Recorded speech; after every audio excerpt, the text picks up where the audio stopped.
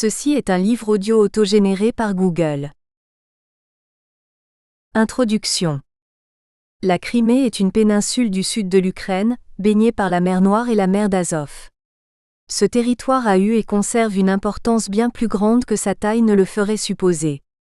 Il a été le foyer de nombreux peuples. Deux d'entre eux, les anciens Taurs et les Tatars de Crimée, sont liés presque exclusivement à la péninsule.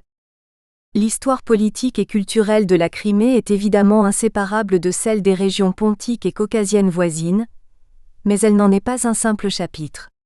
Deux grands États y ont eu leur siège, le royaume du Bosphore dans l'Antiquité et le Khanat de Crimée au XVe-XVIIIe siècle, on pourrait y ajouter l'ultime royaume plus éphémère des Scythes tardifs. Ancré entre la steppe ukrainienne et les contreforts du Caucase, avec des côtes et des ports sur deux mers, la Crimée a aussi toujours été un enjeu stratégique pour les puissances environnantes. Romains et Byzantins l'ont fortifiée, les Ottomans en ont fait leur sentinelle au nord de la mer Noire, l'Empire russe y a installé son plus grand port militaire.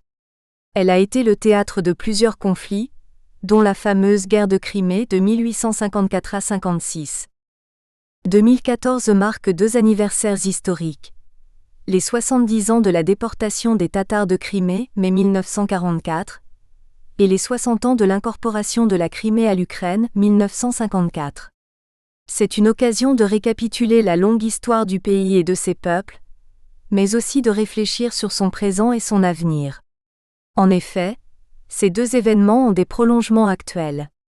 La cession à l'Ukraine, effectuée alors dans le cadre de l'Union soviétique, est remise en cause par une partie des Russes de Crimée et de la classe politique en Russie. Quant à la déportation des Tatars, dont le souvenir ne s'est pas effacé avec leur retour dans la patrie, elle forme l'arrière-plan d'un affrontement larvé aux développements imprévisibles. Le grand public étant très peu informé de ces questions, sur lesquelles la documentation accessible est rare, nous avons voulu les traiter de façon exacte mais simple. Le fil de l'ouvrage est chronologique, mais nous y avons introduit divers développements et commentaires, dont un chapitre consacré à la description du Khanat de Crimée. Nous avons essayé de maintenir l'équilibre entre la spécificité de l'histoire criméenne et la nécessité absolue de la resituer dans des contextes plus larges. Pour la commodité de la lecture, tous les termes et noms cités dans le corps du texte sont écrits en caractères latins, sous la forme la plus immédiatement compréhensible aux lecteurs francophones. Quand cela a paru utile, les graphies grecques ou cyrilliques et des transcriptions scientifiques, toujours en italique, sont données entre parenthèses et dans les notes et annexes. Pour la transcription scientifique des langues turques, nous avons utilisé l'alphabet turc actuel et sa variante adaptée aux Tatars de Crimée. Les noms géographiques les plus connus ont la forme habituellement employée dans la littérature en langue française, Sébastopol, Eupatoria, etc. Les mêmes lieux ont porté des noms différents suivant les époques et les langues, Cymbolon, Sembalo, Balaklava, Panticapé, Bosporos, Kertch. Un tableau de correspondance figure en annexe 3. Présentation générale. Il est utile de donner ici quelques informations sur les noms de la Crimée, sa structure physique et sa situation actuelle. Tauride, Crimée, Coti. L'appellation antique de la Crimée est Tauride, ou plus complètement Chersonès taurique, c'est-à-dire en grec presqu'île des Taures, Cherson Essos taurique, Kherson Essos tauriquais. Les Taures étaient comme le Véra, les plus anciens indigènes connus par un nom ethnique. Cette appellation de Tauride fut ressuscitée par l'Empire russe à la fin du XVIIIe siècle, pour désigner sa nouvelle conquête. Sur le nom de Crimée, en tatar et turc Kuyota-Eryotaem, en russe et ukrainien Krim, il existe deux théories principales. Le premier invoque les Cimériens, population pré-scythe des steppes ukrainiennes dont l'ethnonyme était resté attaché après leur disparition, à différents lieux sur les côtes de la mer Noire et de la mer d'Azov, dont le Bosphore cimérien ou détroit de Kertch. La seconde y voit un terme turco-mongol. Le site actuellement connu comme Stary Krim aurait reçu après les invasions djenghiskanides du XIIIe siècle le nom mongol de Kerem, mont, mur, étendu ensuite sous la forme turque Kuyota-Eryotaem à toute la péninsule. On peut même imaginer qu'une ancienne appellation cimérienne, ayant survécu localement, ait été comprise par des mongolophones ou turcophones comme un mot de leur langue et adaptée en ce sens. Quant à l'explication par le tatar Kuyota-Eryotaem, ma colline, Elle relève de l'étymologie populaire. Au Moyen Âge, des parties de la Crimée ont porté le nom de certaines populations de la péninsule. Gothi d'après les Goths germaniques, Alani ou Pays des As, d'après les Alinzas iranophones, et même Gazari, en souvenir des Khazars turcophones dont l'empire s'était un moment étendu en Crimée. Géographie physique. La Crimée est une péninsule de forme grossièrement losangique, attachée à la côte méridionale de l'Ukraine par l'isthme de Pérekop. Elle mesure environ 26 000 km². Elle est baignée à l'ouest et au sud par la mer Noire. À l'est, la presqu'île de Kertch s'étend vers celle de Taman qui lui fait face au nord-ouest du Caucase, fermant presque complètement la mer d'Azov qui communique avec la mer Noire par le détroit de Kertch. Une grande langue de terre, parallèle à la côte nord-orientale de la Crimée, délimite les lagunes peu profondes du Sivar ou mer Putride. Les 3/4 de la Crimée sont occupés par la steppe herbeuse qui prolonge celle de l'Ukraine méridionale, avec un climat continental chaud et sec. Le long de la côte sud-orientale s'élèvent les monts de Crimée, en 3 chaînes parallèles dont l'altitude croît du nord au sud. La partie septentrionale est couverte d'une steppe boisée. Le point culminant de la chaîne méridionale et de la péninsule est le mont Romancoche, 1545 mètres. L'ensemble de ces montagnes mesure à peu près 180 km de long sur 50 km de large et s'étend, du sud-ouest au nord-est, entre les villes de Sébastopol et Théodosie. Elle laisse libre une étroite bande littorale au climat subtropical. Le principal cours d'eau est le Salguir, 204 km, qui prend sa source sur le Tchataïeur Dag. D'autres rivières coulent des montagnes vers les côtes, elles sont pour la plupart asséchées en été. Population. La population criméenne compte presque 2 millions de personnes, 2012 sur 1 963 000. Les Russes sont environ 65%, les Ukrainiens 22%, les Tatars de Crimée au moins 10%.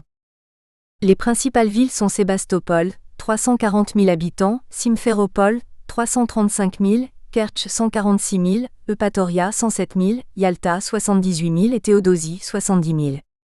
Statut politique. La plus grande partie de la péninsule forme aujourd'hui la République autonome de Crimée au sein de l'Ukraine, avec comme capitale Simferopol. La République a sa propre constitution et ses emblèmes, armes, drapeaux, hymnes. Sébastopol et ses dépendances constituent une municipalité ukrainienne à statut spécial, qui n'est pas intégrée à la République autonome. 2. Préhistoire et protohistoire. Tôt occupée par l'homme, la Crimée est relativement riche en vestiges préhistoriques. Ancienneté de l'occupation humaine. Des outils de pierre trouvés en Crimée ont été attribués à l'industrie acheuléenne et donc à des pithécanthropes, vers 500 000 à 300 000 AV. JC. Leur découverte hors contexte n'a toutefois pas permis de datation précise. La présence de l'homme de Néandertal dans la péninsule, vers 150 000 à 40 000 ans avant Jésus-Christ, est très bien attestée. On connaît actuellement une trentaine de sites néandertaliens, représentés par des grottes où les niveaux d'habitation peuvent être épais de plusieurs mètres. Ils ont livré des outils et les traces de leur fabrication. Plusieurs sépultures ont également été découvertes, dont la fameuse tombe de Kikkoba où reposait une femelle et un enfant. L'apparition de l'homme moderne, Homo sapiens sapiens, qui ouvre le paléolithique dit supérieur, se serait produite vers 40 000 ans AV. JC, mais ces premières populations n'ont guère laissé de traces. Des ossements découverts récemment à Bourankaya ont été datés de 30 000 environ AV. JC. L'époque mésolithique, 8e-6e millénaire AV. JC, est illustrée par plusieurs habitats et un outillage caractéristique de structures composites, où des lamelles de silex faciles à remplacer sont montées sur une base en os ou en bois. Néolithique et chalcolithique. Un peuplement de langue indo-européenne ? Le néolithique, 6e-4e millénaire AV. JC, est l'âge, non seulement de la pierre polie qui lui a valu son nom, mais aussi et surtout de la céramique et d'autres formes d'artisanat, de la domestication de diverses espèces animales et des débuts de l'agriculture, des villages. C'est encore l'époque où apparaissent des agrégations culturelles identifiables à des groupes ethniques. En Crimée, il est probable que la population néolithique est en partie venue des steppes ukrainiennes, les indigènes mésolithiques ayant été repoussés dans les montagnes puis assimilés par les nouveaux venus. Au Chalcolithique, vers 4500-2500 AV. JC, phase finale du néolithique caractérisée par l'usage du cuivre puis à l'âge du bronze, vers 2500-1000 AV. JC, la Crimée est dominée par les porteurs de plusieurs types culturels successifs ou simultanés, plus ou moins rattachés à un même ensemble dit des kourganes, du terme désignant en russe un tumulus ou tertre funéraire. Ce sont les cultures de Kémi-Oba, vers 3700-2200 AV. JC, des tombes à fosses 3600-2200 AV. JC, des tombes à catacombes 2300-1700 AV. JC, de la céramique à bourrelets multiples, 17e-16e siècle AV. JC, des tombes à charpente 16e-12e siècle AV. JC, de Sabatinivka 14e-12e siècle AV. JC, et de Bilozerka 12e-10e siècle AV. JC. À l'exception de la première, toutes ont une ère qui dépasse largement les limites de la péninsule. La culture des tombes à charpente, par exemple, s'est formée sur la Volga. Les cultures des kourganes sont dans l'ensemble sédentaires, avec cependant une grande importance de l'élevage et une certaine tendance au pastoralisme, et présentent un évident tropisme guerrier. Selon une théorie aujourd'hui majoritaire chez les spécialistes, elles sont l'expression archéologique des locuteurs de l'indo-européen commun puis à l'âge du bronze, d'une ou plusieurs langues indo-européennes, notamment de la branche indo-iranienne ou spécifiquement iranienne. À la fin de l'âge du bronze, les contreforts des monts de Crimée et le littoral étaient assez densément peuplés, comme le montre le nombre des habitats découverts. Apparition du facteur nomade. À partir du IXe siècle AV. JC, on relève dans les steppes de Crimée les traces de populations d'éleveurs nomades. Comme le facteur nomade a joué un rôle déterminant dans l'histoire de la péninsule, il est bon de rappeler que le nomadisme des steppes eurasiatiques est un mode de vie spécialisé, reposant sur l'élevage du mouton, des bovins et du cheval, qui sert de moyen de déplacement principal, avec un habitat mobile adapté. La population se déplace en général selon un cycle annuel, entre des pâturages d'été et d'hiver. Les nomades tirent souvent parti du contrôle d'itinéraires commerciaux traversant leur territoire, et leur maîtrise de l'équitation en fait toujours de redoutables combattants à cheval, adeptes de raids chez leurs voisins. Ces nomades de la steppe ne sont donc en rien des primitifs demeurés à un stade d'évolution archaïque. Au contraire, ce sont les descendants de populations sédentaires de l'âge du bronze qui ont opté pour une nouvelle forme d'existence. Cette évolution s'est produite assez rapidement, au tournant des deuxième et premier millénaires AV.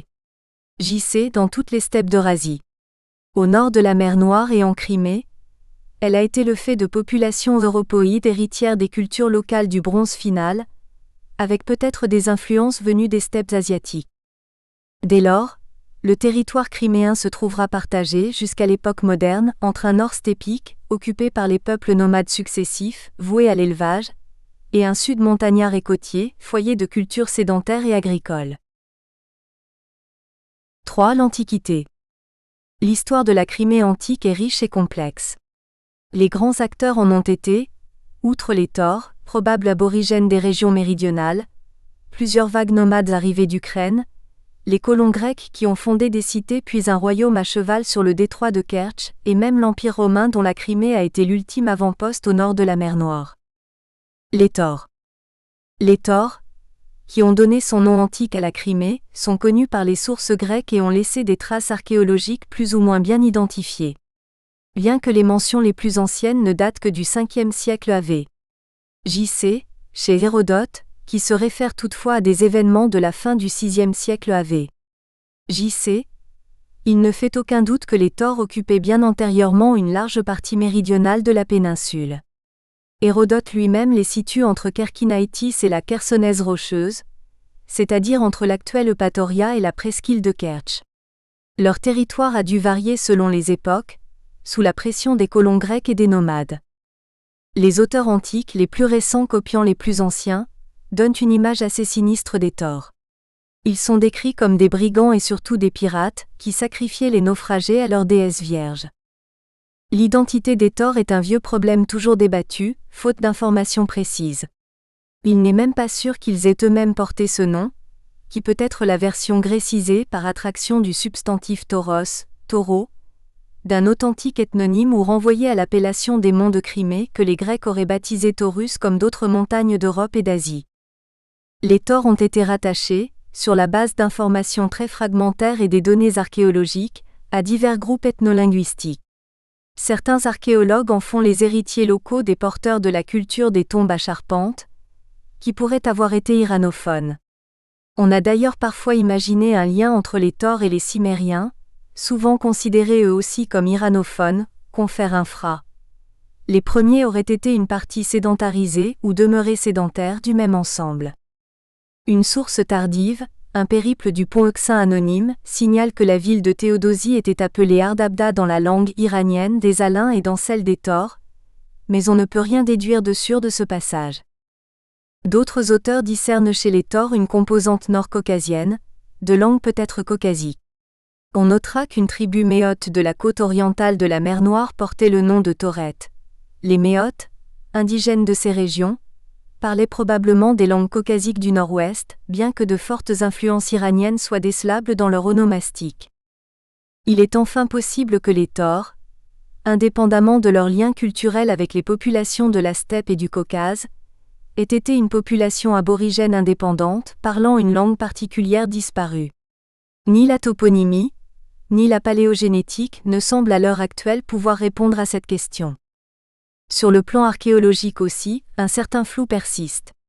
On attribue unanimement aux Taures des tombes en schiste ou caissons de pierre des 6e et 5e siècles AV. JC, nombreuses sur la côte méridionale et dans les montagnes. Faits de 4 dalles formant les parois et d'une 5e servant de couvercle, ces caissons contiennent des inhumations multiples. Quand la tombe était pleine, on notait les os en laissant les crânes, 68 crânes dans une ciste de malmouze. Les corps sont en position repliée. Le mobilier comprend des ornements de bronze et des armes et éléments de harnachement de style scythe. L'habitat fortifié du mont Koshka, avec ses tours et ses petites maisons de pierre, est rattaché à la même culture. Outre ces nécropoles à schiste, une hypothèse associe aux Taures la culture dite de Kizil-Koba, développée du 8e au 4e 3e siècle AV. JC sur les contreforts des monts de Crimée. Elle est représentée par plusieurs habitats non fortifiés, Auchbach à côté de Sébastopol, Inkerman, Balaklava, Kizil-Koba, avec des maisons décaissées ou de surface.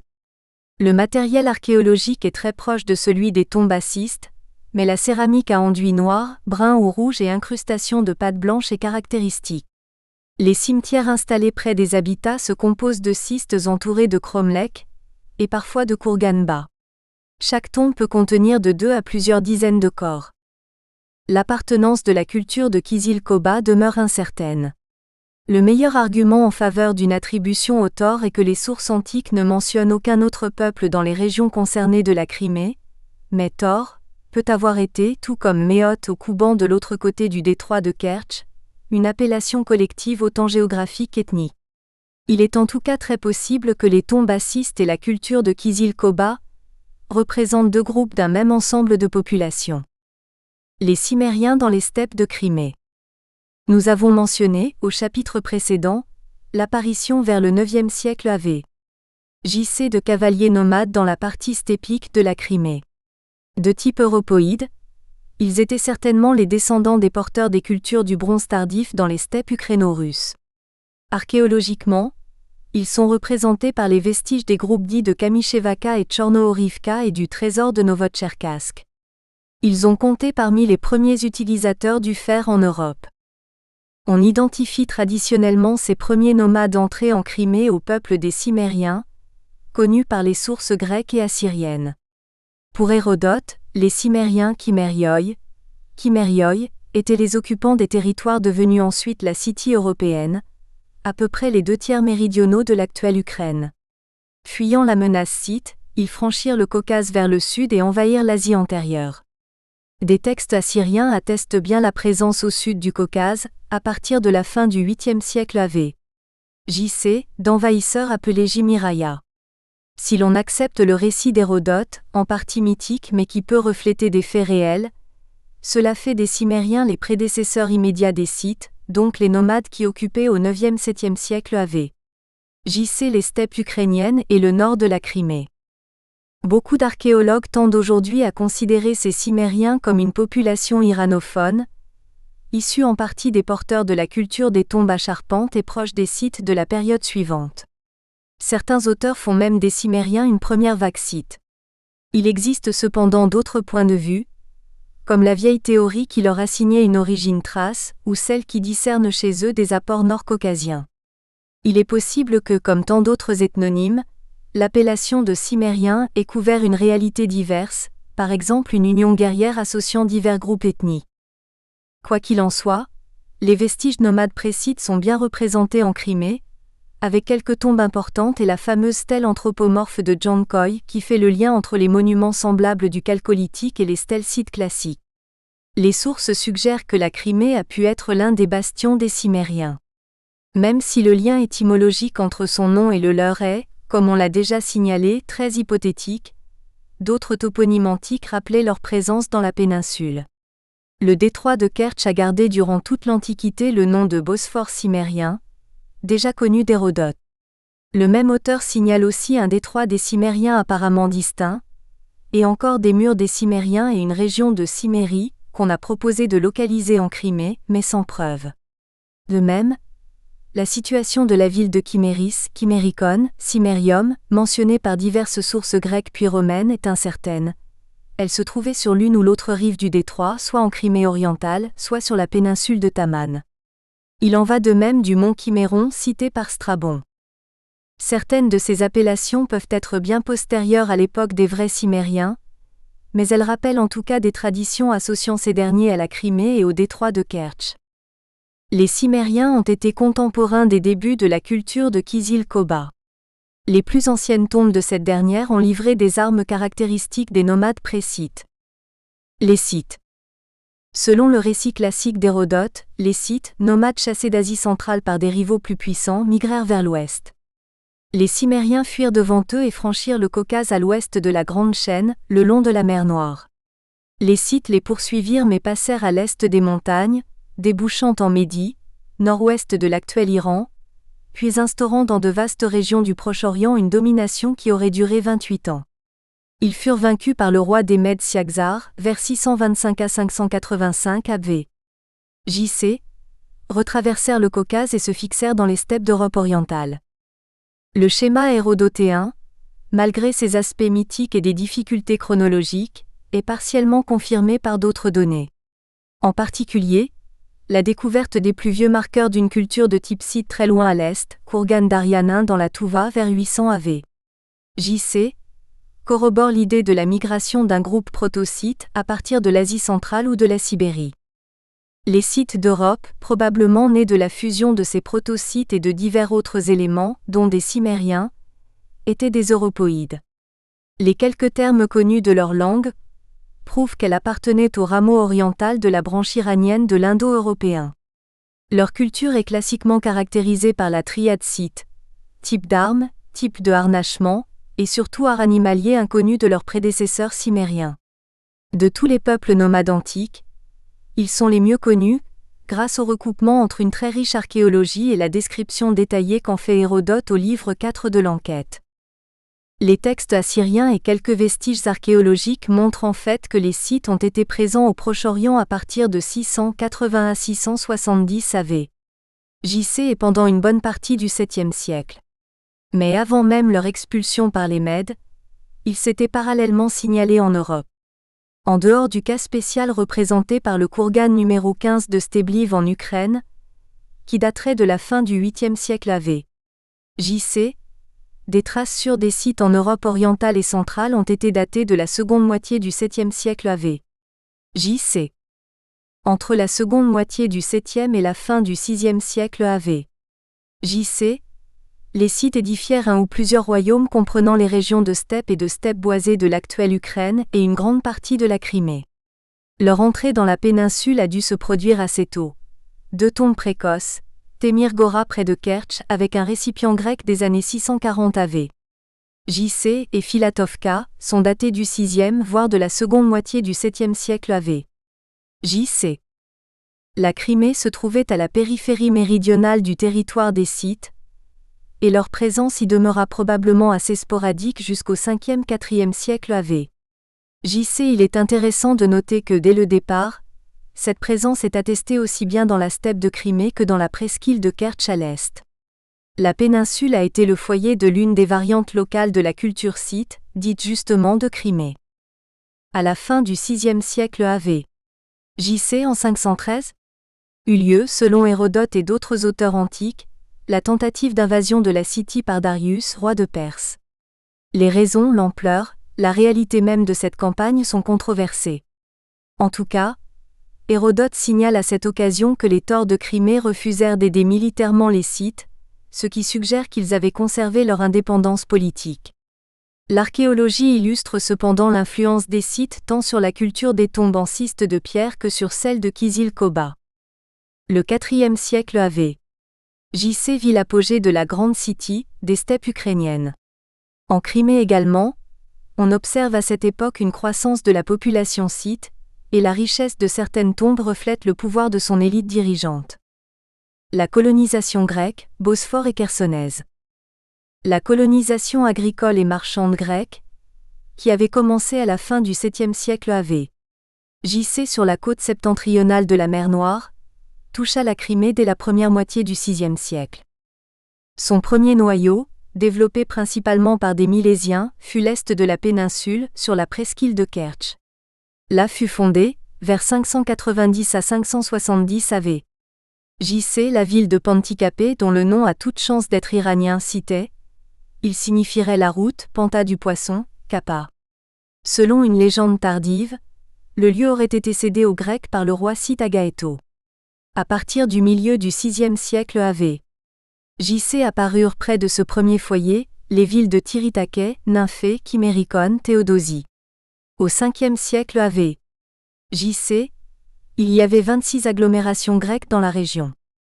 La colonisation avait été plus intense encore de l'autre côté du détroit de Kertch, sur la péninsule de Taman. À la fin du 5e siècle AV. J.C. 480 selon la date traditionnelle, des cités des deux rives s'unirent en un même ensemble politique, appelé à une longue existence, le royaume du Bosphore cimérien, avec comme capitale Panticapée. À partir de là, l'histoire de la partie orientale de la Crimée se trouve étroitement liée à celle des régions asiatiques, suivant les conceptions géographiques antiques, de la côte orientale de la mer d'Azov. Les conditions de cette union ne sont pas connues. Il est possible qu'elle ait été motivée par le danger scythe, mais la réalité de ce dernier à cette époque est contestée, ou par les ambitions politiques et commerciales de Panticapée. Les premiers souverains du Bosphore furent les Archéanactides, peut-être une famille aristocratique milésienne. En 438 AV. J.C., le pouvoir passa à la dynastie des Spartokides dont le fondateur Spartokos Ier 438 7e-433 AV. J.C. portait un nom apparemment thrace. Les premiers Spartokides accrurent leur territoire en annexant Nymphée qui dépendait d'Athènes, puis non sans difficulté Théodosie soumise par Loïcon Ier, 389 à 349 AV.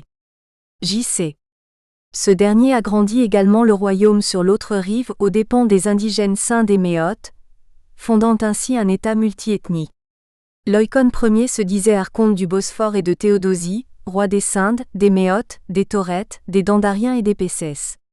Ces populations barbares étaient celles de la rive asiatique du détroit et parlaient vraisemblablement des langues caucasiques du nord-ouest, avec peut-être certains éléments iraniens. Le nom des Pessès par exemple est purement caucasique, PSO, celui des Dandariens iraniens, Dano plus Dar tenir. L'œuvre de Loïcon fut poursuivie par ses fils Spartokos II, 349 8e-344 AV. J.C., et Périssadès Ier 349 8e-311 AV.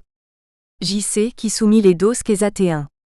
Le règne de Périssadès fut marqué par une forte croissance économique, due au développement et à l'organisation de l'agriculture. Le Bosphore exportait du blé vers Athènes, avec laquelle il entretenait des liens étroits et qui aida le royaume à constituer une flotte. L'artisanat se développa aussi à Panticapée et dans les autres cités. De l'autre côté de la Crimée, au sud-ouest, la colonisation hellénique fut plus tardive. La grande cité de Chersonèse fut fondée en territoire tor par des Grecs doriens originaires d'Héraclée pontique et des Délotes, vers 422-21e AV. J.C. Elle se développa considérablement au cours et surtout à la fin du IVe siècle AV. J.C. dans le dernier quart de ce siècle, Chersonèse Soumi Kerkinaitis, l'actuelle Eupatoria, créée au VIe siècle AV. J.C. et fonda Kalos Limen, la belle. Nous espérons que vous avez apprécié cet aperçu. Pour continuer à écouter ce livre audio sur Google Play Livres, utilisez le lien dans la description de la vidéo.